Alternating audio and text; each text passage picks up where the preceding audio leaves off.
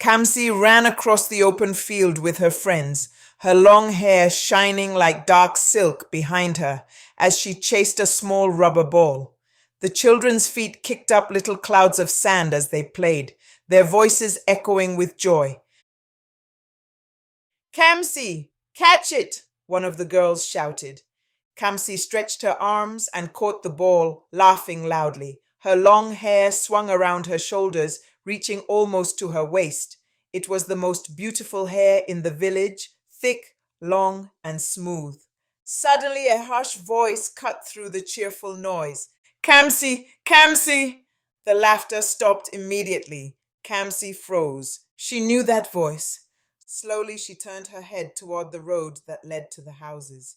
Her aunt Amara stood there with her arms folded tightly across her chest. Her face was dark with anger, and her eyes burned like fire. Kamsi! Amara shouted again. Kamsi's heart began to beat faster. Her friends looked at her nervously. You better go, one girl whispered. Kamsi nodded and quickly dropped the ball. She ran toward her aunt as fast as she could, her bare feet slapping against the dusty ground. When she finally reached Amara, she stopped and lowered her head quietly. I'm here, Auntie, she said softly. Amara looked at her with cold eyes. Why did you not answer me the first time I called you? She demanded.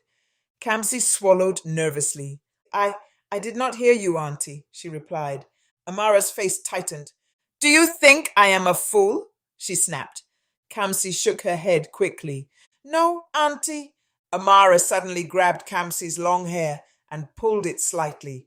Kamsi gasped. I should cut this hair again, Amara said angrily. Maybe then you will learn to answer me when I call. Fear rushed through Kamsi's body. This was not the first time Amara had said those words. In fact, Amara had already cut Kamsi's hair twice before. Both times she had sold the hair to a wig maker in the neighboring town and used the money for herself. Kamsi lowered her head. Please, Auntie, not again, she whispered, but Amara only scoffed. You should be grateful I took you in after your parents died, she said sharply. Kamsi remained silent. Her parents had died when she was only 7 years old. She remembered the day clearly, the crying, the quiet house, the empty feeling. After that day, Amara had taken her to live with her. At first, Kamsi had believed her aunt loved her, but as the years passed, she began to see the truth. Amara was greedy, very greedy, and she hated Kamsi's beautiful hair. People in the village loved Kamsi. Whenever she walked by, the women would smile and admire her long hair. What beautiful hair this girl has, they would say. Amara hated hearing those words. Every compliment felt like a sharp thorn in her heart. So she began cutting Kamsi's hair and selling it to a wig maker for money. The first time she did it, Kamsi cried all night. The second time, the villagers were furious, but Amara did not care. Now she looked at Kamsi again with that same greedy expression. Go inside the house, Amara ordered. Yes, Auntie, Kamsi replied quietly. She walked slowly toward the small house, feeling the heavy weight of fear in her chest. Behind her, Amara watched the long hair moving across Kamsi's back. Her eyes narrowed. That hair will be mine again, she muttered to herself. Days passed, but Amara's anger did not disappear. Instead, it grew stronger. Every time she saw Kamsi's hair shining in the sunlight, jealousy burned inside her. One evening, she sharpened a pair of scissors while sitting in the compound. She stared at the scissors with a small smile. Tomorrow, she whispered. The next morning, Amara called Kamsi. Kamsi, come here. Kamsi walked out of the house slowly. Yes, Auntie. Sit down, Amara said, pointing to a wooden stool. Kamsi felt a chill run through her body. She saw the scissors in Amara's hand. Auntie, please, she begged softly. But before Amara could grab her hair, a loud voice came from the gate. Amara, what are you doing? It was Mama Obi, one of the oldest women in the village. She had been passing by and saw the scissors. Within minutes, several neighbors gathered around. What is happening here? One man asked. Amara forced a smile. Nothing, I'm just trimming her hair. Mama Obi shook her head angrily. We know what you are doing, she said. You want to sell this poor girl's hair again. People murmured in agreement. You should be ashamed, another woman said. Amara's face burned with humiliation. Mind your business, she shouted. But the villagers stood firmly around Kamsi. No one is cutting her hair today, Mama Obi said firmly. Amara clenched her fists. She was furious, but she could do nothing with everyone watching. That night she lay awake on her mat, staring at the ceiling. They embarrassed me, she whispered angrily. Her eyes narrowed in the darkness. But they cannot watch her forever. 2 days later, Amara tried again. This time she waited until early morning when most villagers had gone to the farms. Kamsi, she called.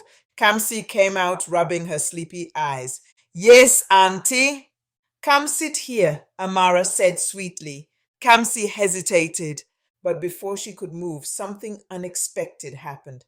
A loud crashing sound came from the kitchen. The pot of boiling soup had fallen into the fire. Smoke quickly filled the small compound. Aye, my soup! Amara screamed. She dropped the scissors and ran to the kitchen. By the time the fire was controlled, the moment had passed. Kamsi quietly walked away. Amara stared at the ruined soup angrily. This girl's hair is bringing bad luck, she muttered. But her determination did not fade. A week later, she tried for the third time. This time she waited until evening. Kamsi, she said calmly, come and help me wash my hair. Kamsi nodded and brought water. As she bent down, Amara secretly picked up a blade hidden under a cloth. Just as she stretched her hand toward Kamsi's hair, a strong wind suddenly blew across the compound. Dust filled the air. The door slammed loudly. The blade slipped from Amara's hand and fell into the water bucket. Ah! Amara shouted in frustration. Kamsi turned around. Auntie, are you okay? Amara glared at her. Get out of my sight, she snapped. Kamsi quietly walked away again. Amara sat there breathing heavily. Her anger had now turned into obsession. I will cut that hair, she whispered, even if it is the last thing I do. Days later, she made a new plan. Kamsi, she said one morning. Yes, auntie, we are going to the market in the neighboring town. Kamsi smiled slightly. I will carry the basket, she said. But Amara had already sent a secret message to the wig maker. They would meet on the road. And this time no villagers would stop her. The sun was high when they began walking. The road to the neighboring town was long and dusty. Kamsi walked ahead, carrying the basket. Suddenly Amara stepped on loose ground near the edge of the path. Her foot slipped. Before she could balance herself, she fell straight into a shallow ditch. Ah! She screamed. Kamsi dropped the basket and ran toward her. Auntie! Amara clutched her ankle in pain. My leg! She cried. But even as she winced, her eyes scanned the road. Soon the wig maker appeared. Amara forced herself to sit up. You came, she said through gritted teeth. The wig maker nodded. Yes. Amara pointed at Kamsi. Cut her hair. Kamsi's heart pounded. The wig maker pulled out scissors. She grabbed a thick portion of Kamsi's hair and tried to cut, but the scissors would not move. She tried again. Nothing happened. She frowned. What is wrong with this hair? Try again, Amara shouted.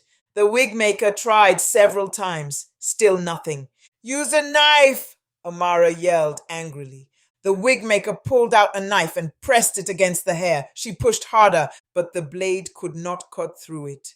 She tried again and again, but the hair remained untouched. Amara stared in disbelief. Cut it, she screamed. I am trying, the wig maker replied. But no matter what she did, The hair refused to cut. Amara suddenly began to cry loudly, not because of her injured ankle, but because she knew the money was slipping away. My money! She cried.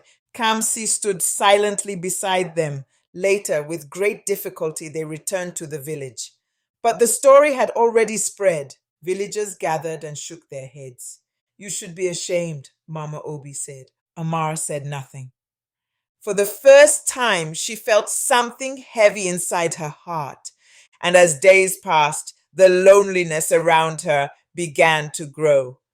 But Kamsi continued to care for her quietly, and none of them knew that a moment was coming that would change everything. The compound slowly became quiet after that day. People who once greeted Amara warmly now avoided her. Whenever she walked outside, women stopped their conversations and turned their backs. Men who used to greet her at the village square simply nodded coldly and walked away. Amara felt the change deeply. It was like a heavy cloud hanging over her life. Her injured ankle made everything worse. She could barely walk. Most days she sat alone on a wooden stool outside the house, watching the dusty road in silence. Sometimes children passed by laughing, but when they saw her, their laughter faded. They remembered what she had done to Kamsi. Inside the house, Kamsi quietly prepared food. Despite everything Amara had done to her, the girl still cared for her aunt. One afternoon, Kamsi brought a bowl of soup and placed it beside Amara. Auntie, you should eat, she said gently. Amara looked at the bowl but said nothing. Kamsi waited a moment. Your medicine will work better if you eat first. Amara finally spoke. Leave it there, she said coldly. Kamsi nodded and returned inside. Amara watched the doorway where the girl disappeared. Her eyes slowly filled with tears. For the first time in many years, guilt began to creep into her heart. But pride still sat heavily inside her chest. She refused to say the words that needed to be said. Days turned into weeks. Amara's ankle did not heal properly. The pain became worse each day. Finally, the village nurse visited and examined her leg. You need surgery, the nurse said seriously. Amara's eyes widened. Surgery? Yes, the bone has shifted badly. How much will it cost? Amara asked quietly. The nurse told her the amount.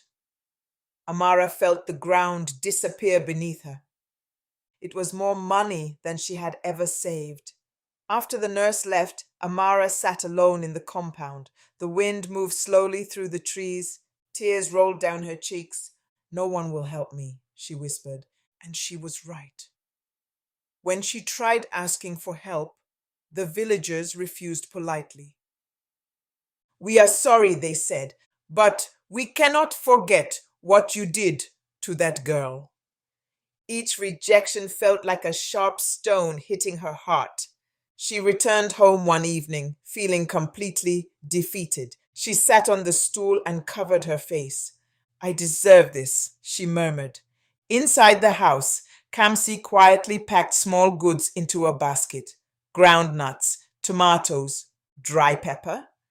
She had started a small petty trading business in the village market. It was not much, but every coin she earned mattered. Each morning she walked to the market early. Each evening she returned tired but hopeful. Sometimes she used the little money to buy food for the house. Sometimes she secretly saved it. One night Amara heard soft movements inside the house. She looked through the door. Kamsi was counting coins carefully. Amara watched silently. Her chest tightened. Even after everything she had done, the girl still worked to feed them both. That night, Amara could not sleep. Memories filled her mind. She remembered the day Kamsi arrived as a small crying orphan. She remembered promising her sister that she would take care of the child. Tears rolled down her face again. What kind of person have I become? She whispered. Days continued to pass. Amara's pain became worse. Walking was almost impossible now. Sometimes she cried quietly when no one was watching. Meanwhile, Kamsi worked harder than ever. She woke before sunrise. She carried her basket to the market. She sold vegetables under the hot sun. Some days she earned little, other days she earned more, but she never stopped. One evening she returned home later than usual. Amara was sitting outside looking weak. Kamsi, she called softly. Yes, auntie. Come here. Kamsi walked toward her. Amara looked at her long hair flowing down her back. For the first time, there was no jealousy in her eyes, only sadness. I have done terrible things to you, Amara said quietly. Kamsi looked surprised, but she did not speak. I do not expect forgiveness, Amara continued. But I am sorry. The words came out slowly, like stones falling from her heart. Kamsi's eyes softened. It is okay, auntie, she said gently. Amara shook her head. No, it is not okay. She looked down at her injured leg. I am paying the price for my wickedness. Silence filled the compound. Then Kamsi spoke softly. Everything can change. Amara looked at her. You are too kind, she said. Kamsi smiled slightly. Kindness was something she had learned from her parents before they died, and she had never forgotten it. The next morning, Kamsi left early again, but this time she walked not to the village market. She walked to the neighboring town. Her long hair swayed behind her as she walked down the dusty road. After nearly an hour, she reached a small shop. A wooden sign hung outside. Wig maker. Kamsi stood quietly at the door. Her heart beat fast. Then she knocked. The wig maker opened the door. She looked surprised. Kamsi? Yes, Kamsi said softly. What do you want? Kamsi took a deep breath. I came to sell my hair. The wig maker stared at her in shock. You... What? I want to sell my hair. The woman frowned. But the last time your aunt brought you, we could not cut it. Kamsi nodded. I know. She gently touched her hair. But please, try again. The wig maker hesitated. Then she brought out scissors. Kamsi sat quietly on a chair. The woman lifted the long hair carefully. She cut once. This time the scissors moved smoothly. A thick bundle of hair fell into her hands. The wig maker's eyes widened. It cut. Kamsi closed her eyes as more hair was cut away. Minutes later, the long, beautiful hair was gone. Kamsi now had short hair that barely touched her shoulders. The wig maker handed her a large sum of money. This is worth a lot, she said. Kamsi thanked her and carefully tied the money inside her cloth. Then she began the long walk back home. The sun was setting when she finally arrived. Amara was still sitting outside. When she saw Kamsi, she immediately noticed the short hair. Her eyes widened in shock. Kamsi, your hair! Kamsi smiled gently and walked toward her. She placed a bundle of money in Amara's hands. Amara stared at it. Where did you get this? She asked with trembling voice. Kamsi looked at her calmly. I cut my hair and sold it to the wig maker so you could pay for your surgery. For a moment, Amara could not breathe. Her hands began shaking. You did this for me? Kamsi nodded. Tears poured down Amara's face like rain. She grabbed Kamsi and hugged her tightly. I am so sorry, she cried. I am so sorry for everything I did to you. Kamsi hugged her back gently. It is okay, auntie.